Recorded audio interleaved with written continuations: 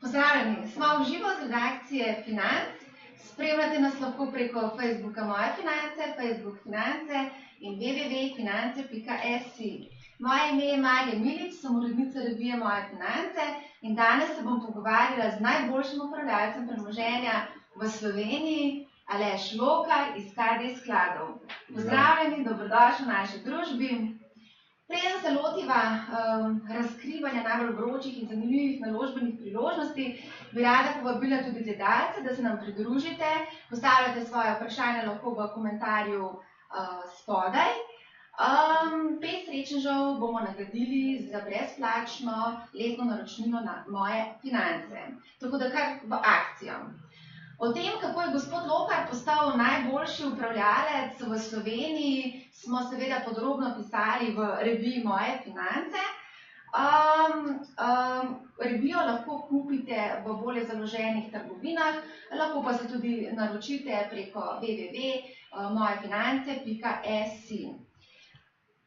Greva kar k bistvu, ne? Gospod Lokar, 50 upravljalcev je v Sloveniji, vi ste z 3 skladi bili najboljši upravljalec zadnjih 3 let.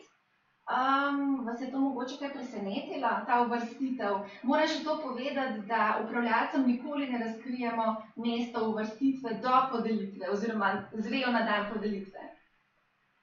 Malo me je presenetilo, to moram priznati.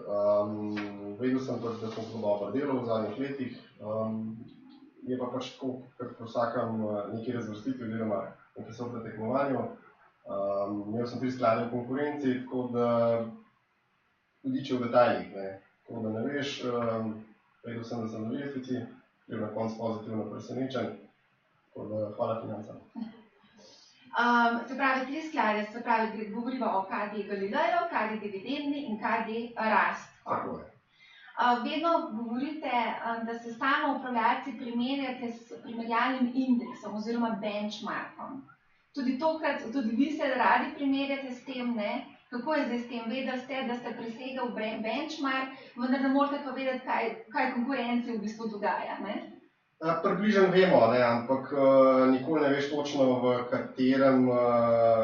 kateri konkurenti so znotraj posamezne skupine, kateri ne, in pa dejansko pač koliko dobro so poslovali, nikoli ne moreš spremljati vseh, Tako da vedel sem, da smo zelo dobri, da so naši skladi pač zelo dobri, da smo pred večino konkurence, ampak kot sem rekel, za tiste finese, za tiste detajle, tiste pa ne moreš vedeti naprej. Prejeli ste 4 zvezdonose, tako se imenujejo naši kipci, tako smo jih letos poimenovali. Prinesli ste vse sabo, ampak tale je tista najbolj pomemben, ta je kipa za najupravljalca, ne? Kje imate te kipce pospravljene? Trenutno so pač pri nas v firmi, imamo pa v planu v bistvu vstop v našo poslovno stavbo, mi posebno vitrino, kjer bomo dali ne samo letošnje, ampak se je tega, bomo rekel, uspehov nabrali kar precej v zadnjih letih, tako da bo pač vse nekako na ogled, tako kot nek dodaten motivacijski dejavnik za naše vlagatelje. S tem dokažemo odličnost, ne samo danes, ampak dejansko v daljšem obdobju. Vidite nad 206 milijoni evrov, to je veliko denarja. Upravljate ene največjih skladov pri nas, pa tudi najstarejšega, to je KD Galileo, ki letos praznuje 25 let. Morda veste, koliko vlagateljev upravljate denar? Vsaj približno. Več 10 000. Te 3 skladi, zdaj KD Dividendni vemo, da je izšel iz privatizacijske zgodbe, iz PID-ov oziroma IDov. Tako da vsi ti 3 skladi imajo zelo, zelo veliko malih vlagateljev, točne številke zdaj ne bi iz glave vedel, ki se tudi spreminja, ampak je več 10 000. Zdaj me pa zanima, a ti vlagatelji zdaj pokličajo, krcajo, pohvalijo, a so bolj pasivni? Čisto odvisno bi jaz rekel predvsem od tega, kakšen je vlagatelj, ki so te tipa vlagatelja. Nekateri so zelo proaktivni, nekateri so pa zelo pasivni. Zdaj, vlagatelji imajo vedno pač možnost kontaktirati našo prodajno službo, a ne svetovalce. Imajo možnost poslati nam neko elektronsko pošto oziroma vprašanja. Veliko imamo dogodkov za vlagatelje, kjer se imajo možnost neposredno srečati z nami. Na teh dogodkih tudi mi predstavimo, kako vidimo trg, kje vidimo priložnosti, kje so nekje oziroma kakšne so naše ocene, kaj bi se dalo ustvariti za prihranki, kam s prihranki. Tako da jaz mislim, da je možnosti kar velika, ne. Kako priti do enega kvalitetnega nasveta. Velikokrat slišim od ljudi, da je borza na nek način ruleta, loterija, gambljanje, špekulacija in si ne drznejo vlagati niti v vzajemne sklade. Raje se odločajo za cego, za opeko, za nepremičnino. Kako bi vi recimo prepričali takega človeka, da je smiselno pa vseeno vlagati v vzajemne sklade?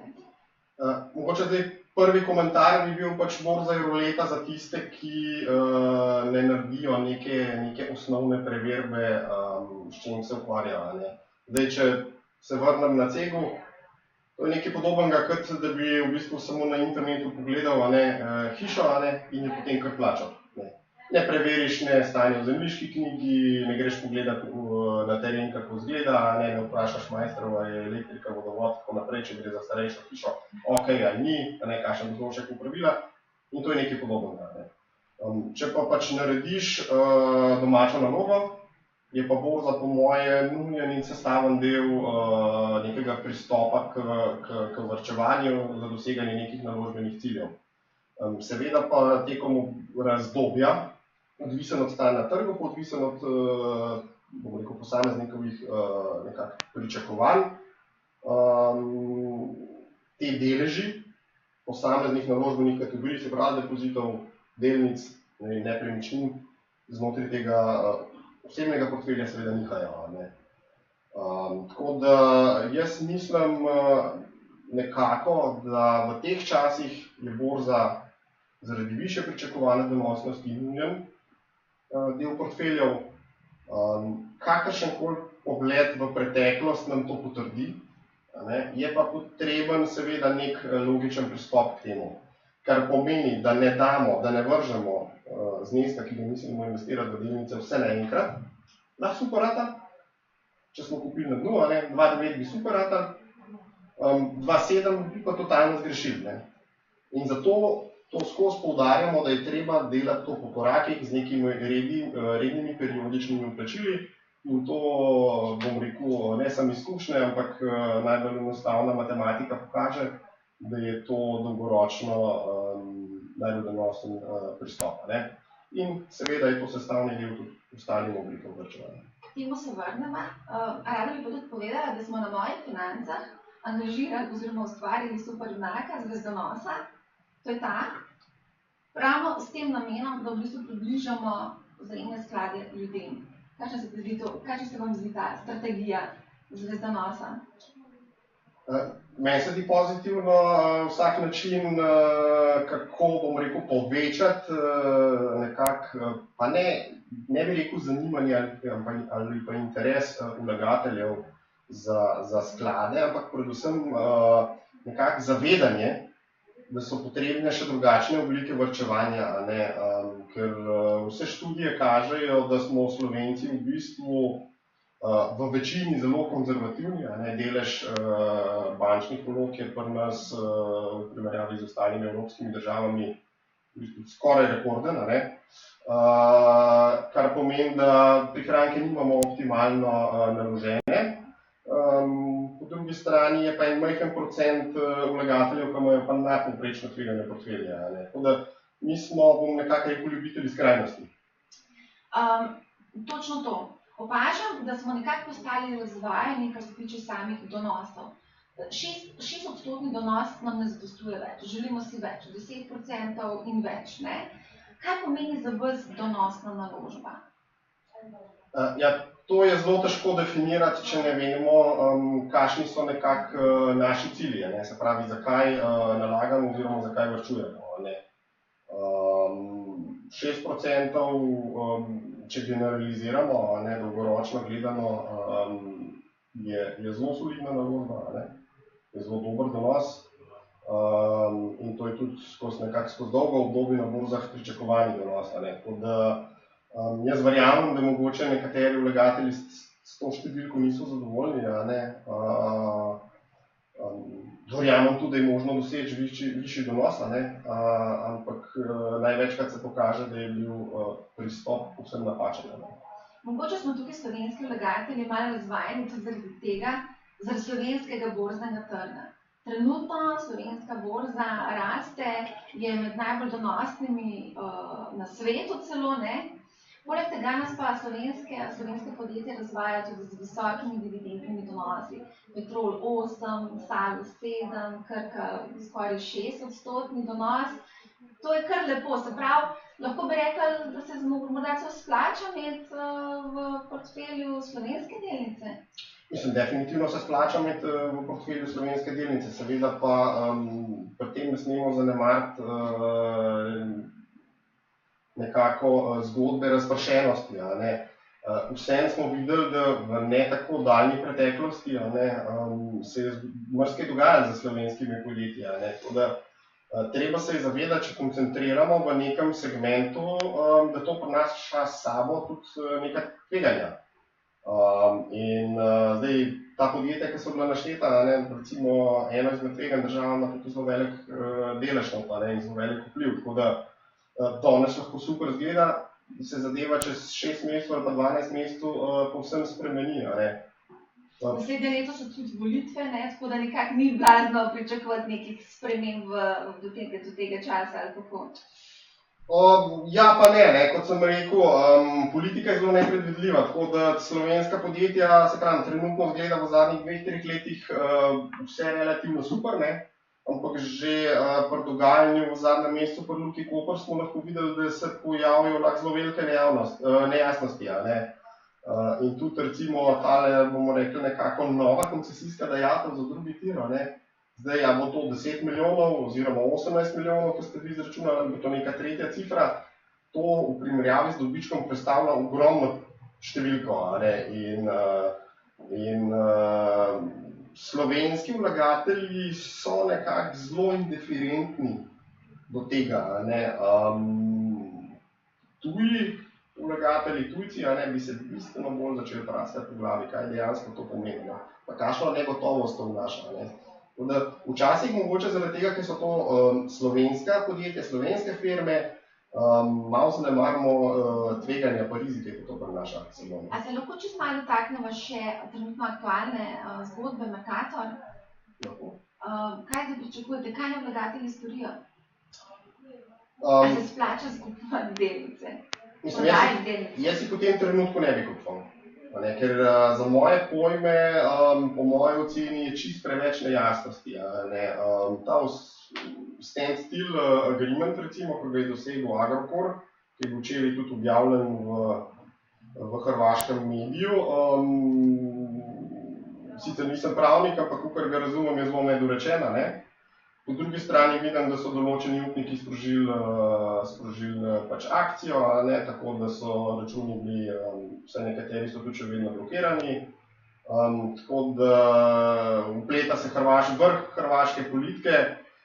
To jaz vsekakor ne vidim kot recept za nek konsistenten zaslužek oziroma vlaganja. Je pa zelo primeren, ker sem prej govorila za kazino, to je tipičen primer kazino investicija. Čeprav moj komentar na to je vedno to, da v kazinoju je bolj zabavno. Zveš takoj, daš na črno ali pa na rdečo, zveš takoj, dobiš zastonj pijačo, celo hrano, pa fajn se imaš. Poglejmo na Facebook, če kakšno vprašanje. Gospa Roza sprašuje, kako razpršiti denar svojih strank? Ja, tukaj je težko dati enostaven odgovor, predvsem zaradi tega, ker nimamo podatka, kakšna nekako pričakovanja oziroma nagnjenost k tveganju imajo te stranke, pa za kakšno obdobje pač varčujejo. Ste pa v intervjuju povedal, da namenite 5% delovnega časa iskanju naložb, oziroma obratno, 5% časa kupujete, 95% časa pa iščete naložbe. In se odločate, kaj se splača kupiti in kaj se splača prodati. Definitivno. Sama eksekucija je danes čisto enostavna. Naročilo je izvršeno, bom rekel, te povratne informacije, to je stvar sekund. Vedeti, kaj kupiti, kdaj kupiti oziroma isto tako prodati, to je pa glavni izziv. In danes niti ni več problem, kje dobiti informacije, ker informacije je preveč. Problem je nekako izbrati tiste informacije, ki bodo imele težo, ki bodo dejansko pomembno vplivali na naložbo danes ali pa nekako v nekim prihodnem trenutku. Dobili smo še eno vprašanje, in sicer Marjetka Jož sprašuje, kaj menite o vlaganju na Balkanu, recimo Makedonija? Jaz sem zelo bil aktiven tudi na balkanskih trgih v obdobju pred krizo, in to se mi je tudi pošteno, bom rekel, maščevalo. Tako da rad mislim o sebi, da sem se nekaj naučil. Zato je danes moj komentar na Balkan, da je to začimba v portfelju. Enostavno so tukaj tveganja toliko velika, da to ne sme predstavljati velik del portfelja. So naložbe v Balkanu vrednoteno precej nižje, kot so na zahodnih trgih, ampak z razlogom. Likvidnost je relativno majhna, seboj nosijo valutna tveganja, seboj nosijo velika politična tveganja, seveda je politično tveganje drugačno v Makedoniji, kot na Hrvaškem, ampak še zmeraj to politično tveganje je bistveno večje, kot je recimo v Ameriki ali pa v Nemčiji. Imamo vse relativno nedorečeno pravno okolje in to vse rezultira v tem, da pač standard poročanja firm je bistveno slabši, in to vse rezultira v tem, da so pač naložbe cenejše in se mogoče zdaj zdijo relativno privlačne, ampak to nas ne sme zavesti. To je začimba v portfelju, vsekakor po mojem oceni ne sme predstavljati pretežnega dela portfelja. Leto 2007 je bilo zelo tako leto, ko so se številni Slovenci zelo pekli na borzi na Balkanu in to v bistvu še danes čutimo posledice tega.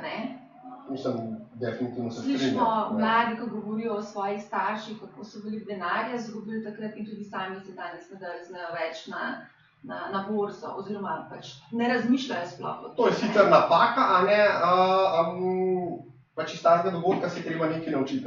Napaka je, da ne gre del prihrankov na borzo, je pa treba se iz tega naučiti to, da gre potem ta del prihrankov, ko gre na borzo, da gre nekako globalno razpršeno in jaz rečem po pameti, da ne ponovimo napake, da spet pretežni del tega prihranka, ki gre na borzo, damo v balkanski lonec ali pa kotel.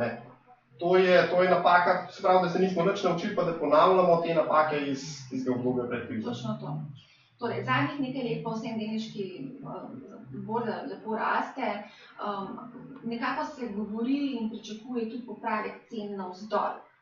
Kdaj vi pričakujete, da se bo končno pocenili, da bomo končno lahko spet kupovali?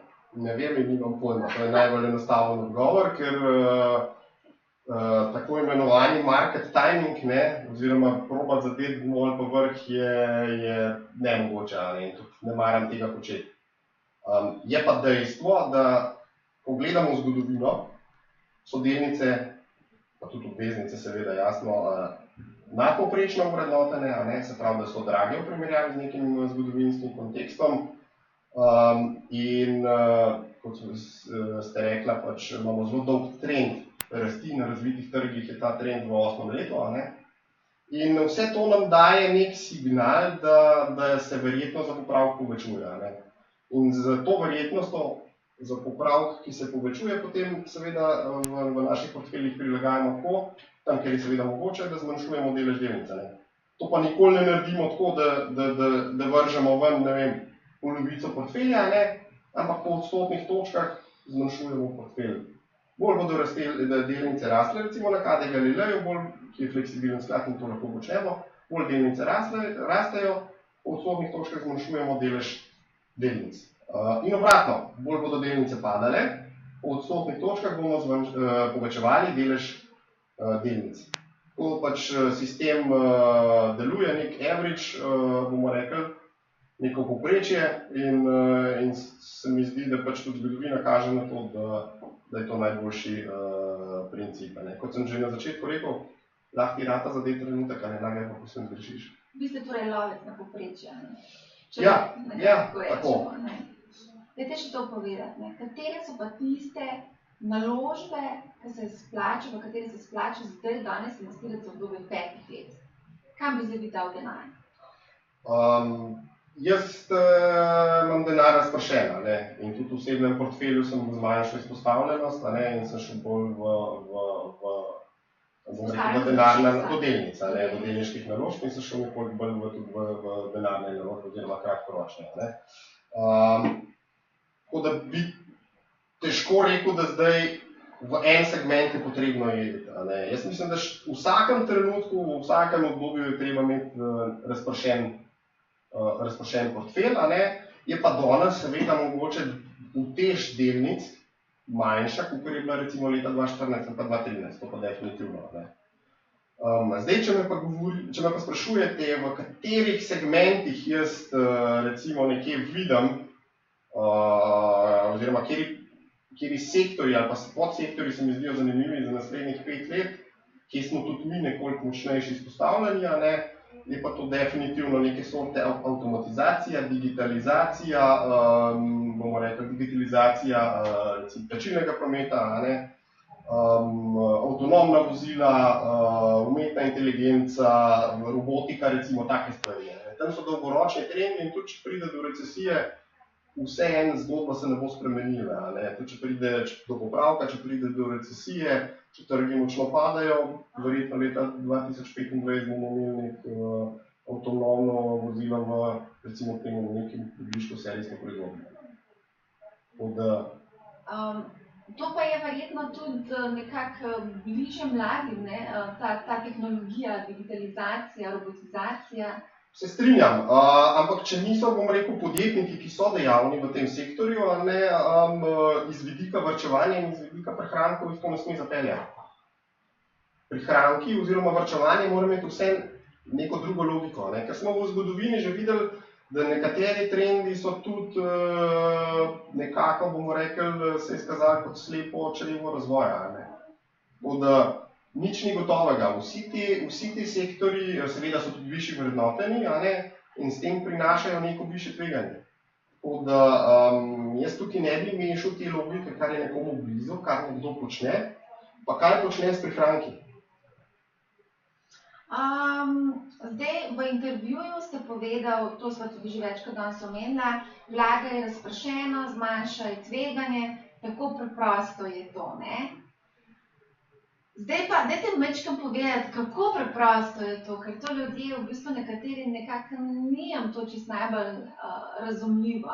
Zmanjšaj, ti delež, povečaj, ti delež, Kako bi v bistvu vi eni, recimo 50-letni, 55-letni Mariji ali Janezu pojasnili, kam s 100 evri na mesec, recimo, če jih ima seveda na razpolago?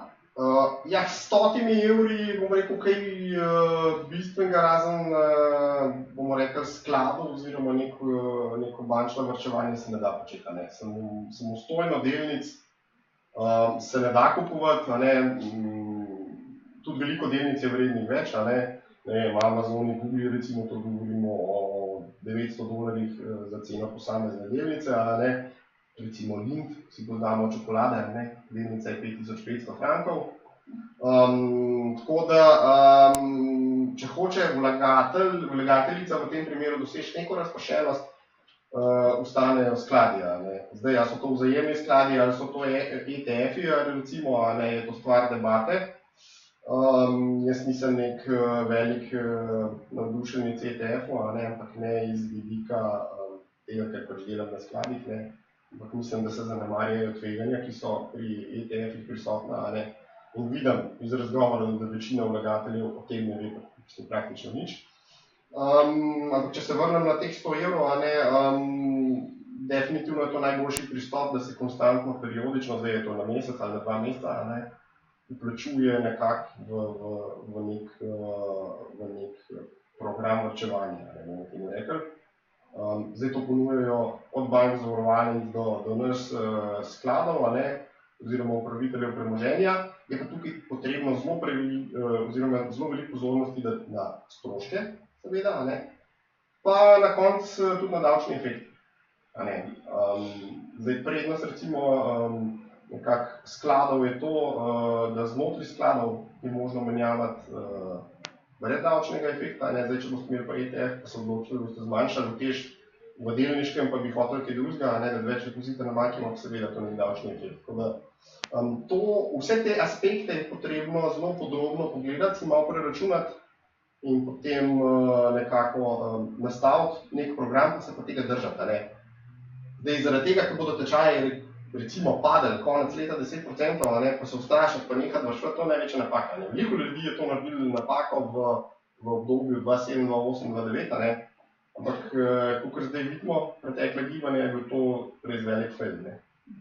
Se pravi, takrat so v bistvu točke vzemnih skladov cenejše, zakaj bi takrat prekinil, če lahko v bistvu poceni takrat kupiš? Tako karikiram lahko, da takrat dobra podjetja dobi z diskontom.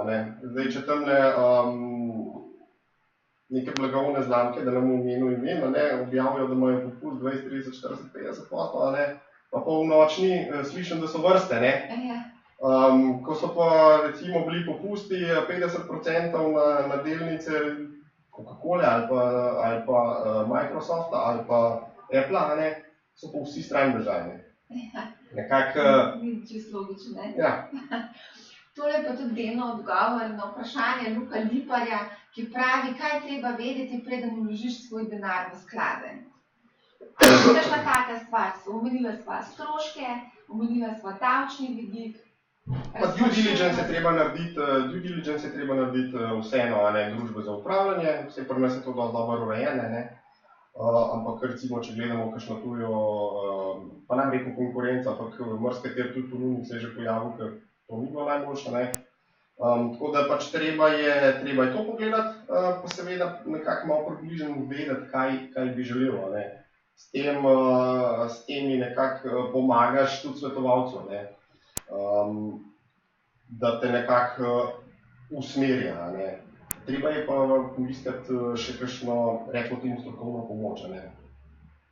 Ali možno je elektronsko, ali se osebno oglasiti, ampak to je vse zaslon, jaz ne vidim, zakaj tega ne bi nekdo naredil. Spet, če se vrnem na bolj enostavne stvari. Lahko sem tukaj pripomnim, nič v življenju ni zastonj. Vse se plača, tudi na svet, na koncu. Ja, ne vem, pri nas, če vlagatelj... Prodaje, tukaj treba biti posebno večkam pošten, To se strinjam, na koncu mi, če bo vlagatelj postal, bomo pač se nekaj zaračunal v obliki upravljalske provizije v skladu, ampak če vlagatelj pride pa nam na pogovor, pa se potem ne odloči za vlaganje, ga ni stalo nič, razen časa, pa recimo parkirnine ali česa podobnega, tako da iz tega vidika pač je strošek nič. Dobili smo še eno vprašanje, saj majčkam tak provokativen, sprašuje Ambrožev, in sicer, so vlaganja preko KD skladov nekaj, kar je podobno igranju igre na srečo, rdeča, črna? Definitivno ne. Jaz mislim, da tudi rezultati dokazujejo. Kot sem prej razložil, kazino ima malo drugačno, lahko povsem zabavno logiko. Tukaj pa mislim, da rezultati dokazujejo in dolgoročni donosi, da dejansko povečujemo premoženje vlagateljev. Lahko se vrnemo na začetek na vprašanje, ali je borza kazino. Ja. Nadaljuje, ima še nekaj vprašanj. Ali so naložbe preko KD skladov primerna za služenje denarja? Da. Ali lahko obogatiš recimo z vlaganjem v vzajemne sklade? Tudi. Odvisen, kako velik znesek vložiš, pa kako dolgo časa varčuješ. Kot pa prej rekla, obrestni račun je ena najmočnejših sil v vesolju in zgodovina nas uči, oziroma preteklost nekaterih vlagateljev nas uči, da so tako obogateli. V končni fazi Warren Buffett, recimo eden izmed najbogatejših zemljanov, njegova logika ni bistveno drugačna od logike vzajemnih skladov. Seveda pa, če boš vlagal 100 evrov na mesec, recimo v sklad, boš varčeval, boš pa težko obogatel. Seveda zdaj, če je definicija obogatitve, da imaš, ne vem, nekaj 10 milijonov premoženja, s 100 evri do tega ne boš prišel. Vaš moto pri upravljanju je, delaj s tujim denarjem tako, kot da je tvoj. Predvidevam, da imate tudi svoj denar investiran v vaše sklade, ki jih upravljate. Tudi moj, od žene, za otroke varčujem. Mogoče ste preveč izpostavljeni eni družbi? Ne, mislim, da ne. Sem izpostavljen več, kot recimo, mogoče so nekateri vlagatelji, ampak jaz mislim, da iz tega vidika ni nobenega problema. Vse mogoče bi to poudaril, da industrija vzajemnih skladov pri nas je tako urejena, da je tukaj iz tega vidika, tudi če kaj skladi propadejo, karikiram, je tveganje nikakršno za vlagatelje. Tako da to bomo pri nas zelo dobro zrihtali, tako da iz vidika vzajemnih skladov tukaj vlagatelj ne nosi nobenega tveganja. Seveda mora pa pogledati, v katerem segmentu ima, se pravi, v katerih skladih ima in kam ta sklad nalaga, kaj počne s tem denarjem. Zdaj, če pričakuje, da bo imel v delniškem skladu, pa da pride korekcija, pa da ne bo padala, kar marsikateri vlagatelj dela napako, to enostavno ni res, mora on sklad zamenjati. Ker skladi danes, ki pač poslujejo po tej UCITS regulativi, nekaj recimo Rastko, on ne more razprodati delnic. Če mi mislimo, da bo trg padel, mi delnic ne moramo razprodati. Mi moramo imeti vedno 85% sredstev naloženih v delnice. Lahko izberemo manj tveganja delnice in bomo padli manj kot trg. Še vedno bomo padli in bomo imeli naložbe v delnicah. Če vlagatelj meni, da to ni primerno, oziroma po pogovoru z svetovalcem, mora iti ven iz tega sklada v nek recimo denarni sklad ali pa v obvezniški ali pa recimo mešani. Gospod Lokar, vi ste tudi zelo dober poznavalec alternativnih naložb. Segmenta. Recimo umetnost, kovanci in podobno, to se mi zdi, da je kar vaša... Malo hobi pa veselje, tako. Hobi in veselje. A je tu kakšne priložnosti za vlagatelje, da zaslužijo kakšen ekstra evro? Zdaj, treba je zelo veliko znati, tako da bom rekel, za enega tipičnega vlagatelja je tukaj zelo težko priložiti. So pa po moji oceni bili, bom rekel, tele prodaje, ki so bile slovenskih impresionistov, pa tako naprej, mislim, da so bile marsikatera cene zelo ugodne. A ste kaj kupil? Ne. A ste bili na dražbi? Nisem bil na dražbi, ampak malo sem spremljal, ker me ta stvar pač čisto osebno me zanima, ampak nisem več kupil. A greva še mečkan, vseeno moramo tudi obdelati nepremičnine, to je zdaj vroča stvar, vsi o tem govorijo, cene rastejo, povpraševanje je noro, na bankah imajo gnečo za stanovanjska posojila, se napihuje balon, oziroma ali že? Problem balonov je, da vedno veš za nazaj, je bil balon, ampak neki indici bi jaz rekel, za to pa so. Ker lahko vidimo, da pač trenutni lastniki oziroma vlagatelji, ki so v pozicijah, nekako čakajo, ne bi prodajali, čakajo višje cene. Definitivno, kot ste poročali, da je bilo tam na 50 ljudi v vrsti za dražbo, enega stanovanja, to se mi ne zdi najbolj zdravo. Tako da določeni indici so, ne pomeni pa to, da zdaj, bom rekel, bodo cene ali bodo padle, ali bodo recimo zdaj še nekaj zraste, pa potem padle, to je nemogoče napovedati.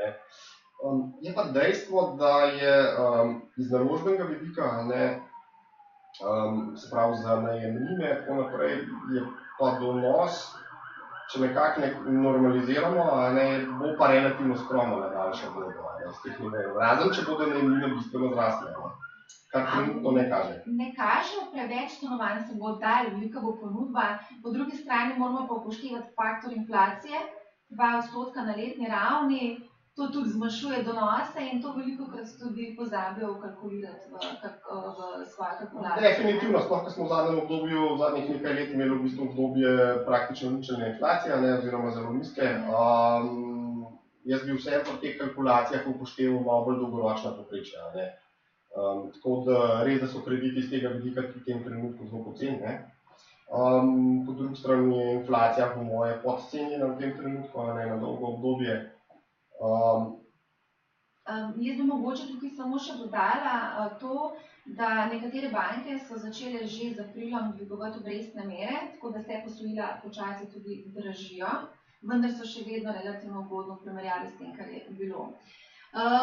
Dobivamo kar precej vprašanj, in sicer Zenel Batagel sprašuje, ko tako laično gledam na borze, se mi zdi, da so vrednosti navite. Je zdaj pravi trenutek za vstop ali je morda smiselno malce počakati? Kot sem že rekel tekom intervjuja, zgodovinsko gledano so delnice relativno drage.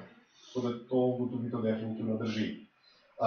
Res je, da pač to podpirajo centralne banke za svojo ohlapno politiko, s tem, da so v preteklosti naprintali ogromno denarja in da so tudi donosi na obvezniških trgih zelo tudi zgodovinsko gledano zelo nizki in da so tudi obveznice drage. Iz tega vidika pač prvi del vprašanja drži, drugi del pa je to, da jaz mislim, da za neko postopno varčevanje nikoli ni prepozno. Kot smo rekli, ne vemo, v katerem trenutku bomo zadeli trg. Zdaj, če me pa, bom rekel, bralec oziroma poslušalec sprašuje, a je v tem trenutku recimo, da je ta pač znesek X, ki je namenjen vlaganju v delnice, da je cel ta X za vložiti na borzo, pomenim, da ne. Še dobivamo vprašanja in sicer, zakaj bi ljudje vlagali v sklade, če lahko vložimo denar v indekse? To sva tudi omenila, ETF-i. Tukaj treba povedati, da čisto vsak vlagatelj pa tudi ni vešč vlaganja v ETF-e. V ETF-u je izredno veliko na trgu, kako zdaj izbrati med temi ETF-i. ETF-i morda na prvi pogled tudi izgledajo relativno ugodni, vendar moramo upoštevati še borznoposredniške stroške, moramo upoštevati vidik, da ne moramo prenašati davčni efekt. Potem je letno vzdrževalnino treba plačevati za to, a ne? Poleg tega je pa tudi treba verjetno večje zneske vložiti. Definitivno, ker ti bo 15 evrov vzela provizija brokerja, minimalno, če smo kakšnega tujega, med 10 pa med 15, recimo to je že, spravi gre 10% investicije, je šlo za strošek, Potem vlagatelji, recimo, dobro, zdaj, če gledamo zelo likvidno, je to manjši problem, ampak malo bolj temu rečemo eksotičnih ETF-ih, je Bides Spread, se pravi, ti kupuješ delnico na borzi. Ti ne kupuješ po neto vrednosti sredstev, kot je po vzajemnih skladih. Čeprav to vse nekako vlagatelji še sprocesirajo. Problem je nekje drugje. Mi ne vemo točno, kaj mi dobimo s tem ETF-om. In ETF ima neko investicijsko politiko, ampak kaj pa je to noter? Kateri izmed vlagateljev dajo preletno poročilo tega ETF-a? Recimo Lixorjev ETF na Evropo, mislim, da je na 36. nazadnje, kar sem ga gledal, se pravi 3/4 leta staro.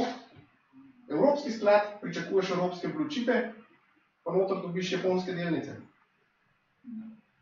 In tudi japonske, recimo small cape, in oni potem ta performance, da sklad dela, bomo rekli po domače, tako kot dela ta evropski indeks, to dosežejo z raznimi swapi, ki jih sklenejo z banko. Drugi problem, s katero banko ugotoviš, da jih delajo z lastno mamo. Potem oni te iste delnice, ki ti misliš, da imaš v portfelju, oni lahko posodijo. Noben se ne vpraša, zakaj lahko ETF, ki je tudi v bistvu sklad, posluje s tako nizkimi stroški. Zato, ker on ima toliko dodatnih prihodkov. Te iste delnice posodi in dobi za kolateralo nekaj tretjega, noben ne ve točno. To je v bistvu eden od najtežjih podatkov, kaj dobijo sploh za to kolateralo. Zanimivo je tudi to, da številni vlagatelji pa imajo možnost ne odpraviti letnih poročil krovnih skladov.